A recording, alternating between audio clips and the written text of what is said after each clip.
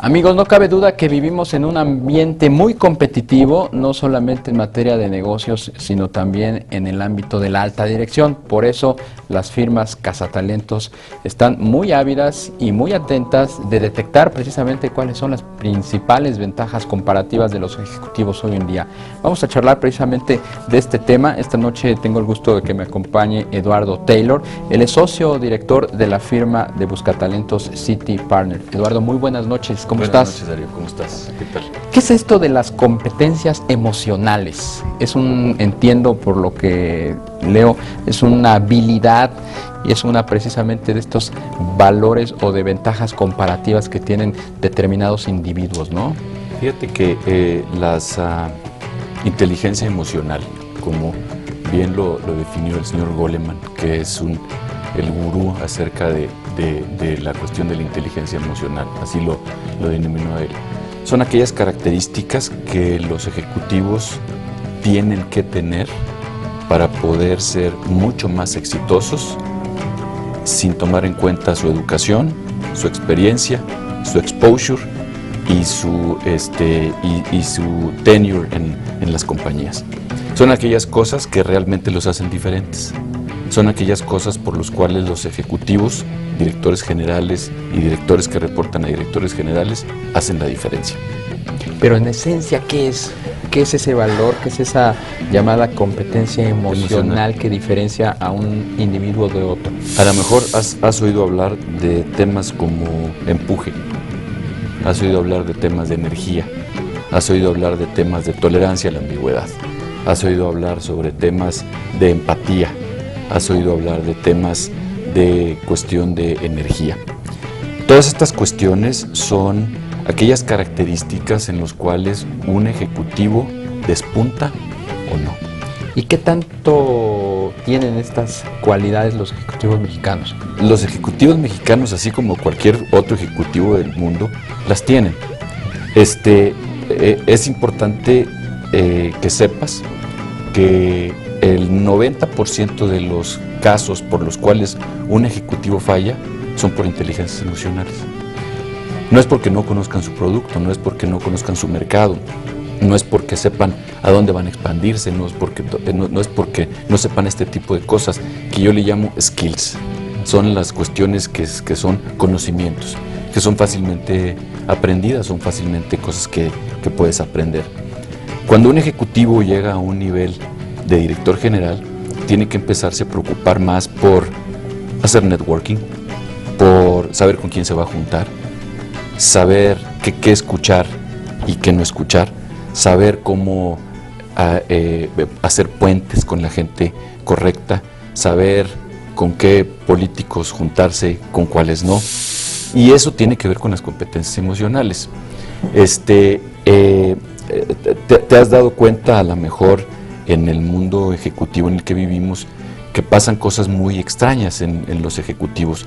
Por ejemplo, te vas a acordar de esa reunión cuando los Big Threes, las tres compañías que estaban saliendo de la quiebra o tratando de salir de la quiebra, llegaron en aviones privados.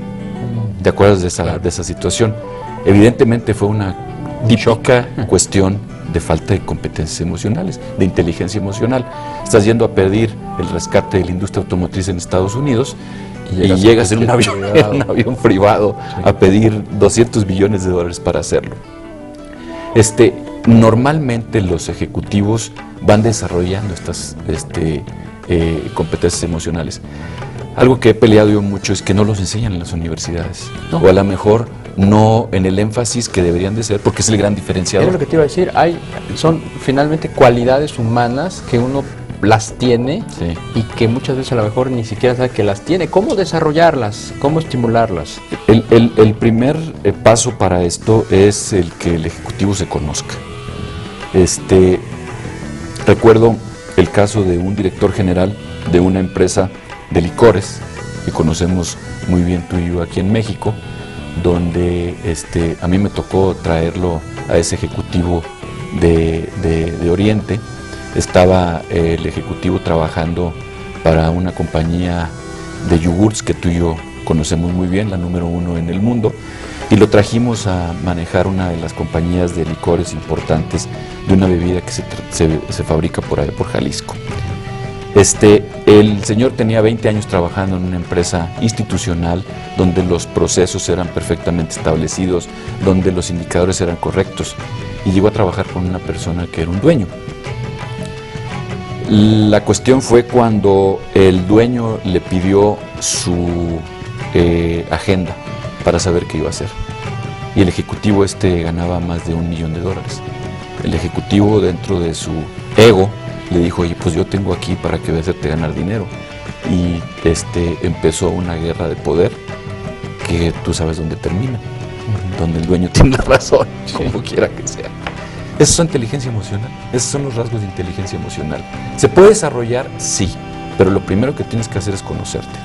Háblanos un poco de City Partners. ¿Cómo están viendo ustedes el ámbito de los recursos humanos, el factor humano en México, y cómo están posicionados frente a otras empresas del tipo de Headhunters? City Partners es la número 6 a nivel mundial, pública, cotizamos en bolsa en los Estados Unidos, y así como las demás grandes empresas que se conocen en el mercado, tenemos verticales y tenemos soluciones a través de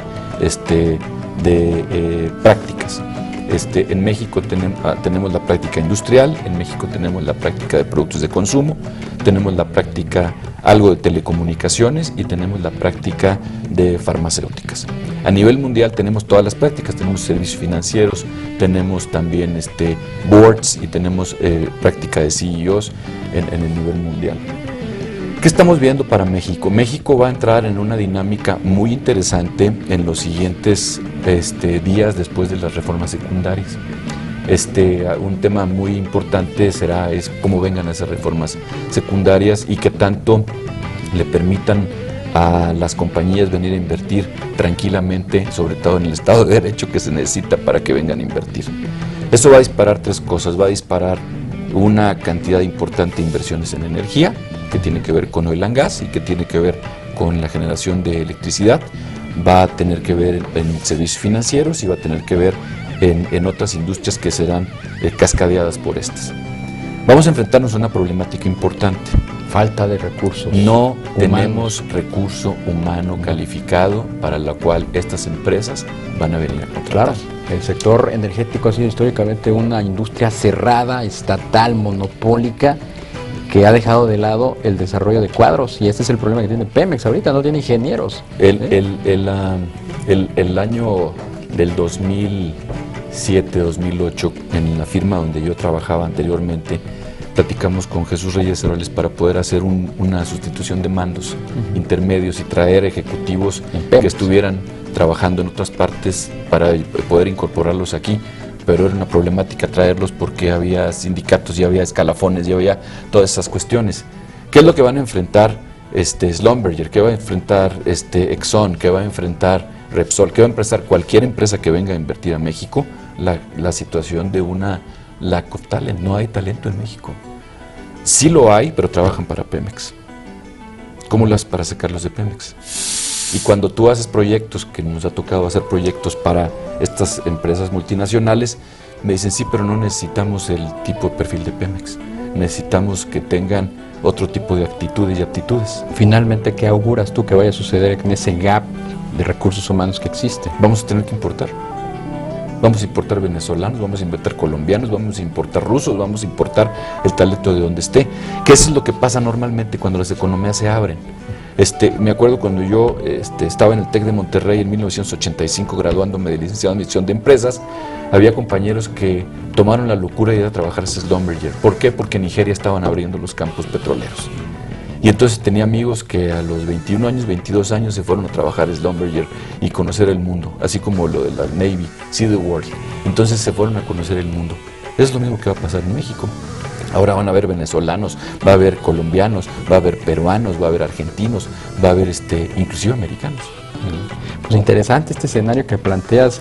Podríamos seguir platicando aquí mucho tiempo más, pero desafortunadamente este tiempo es implacable. Ojalá podamos reunirnos más adelante y poder seguir hablando pues de las experiencias y sobre todo de los retos que se ven venir en materia de recursos humanos. Eduardo Taylor, socio director de City Partners. Muchas gracias y muy buenas noches. Muchas gracias, Darío. Te invitamos a seguir cuestionando la información con los siguientes videos.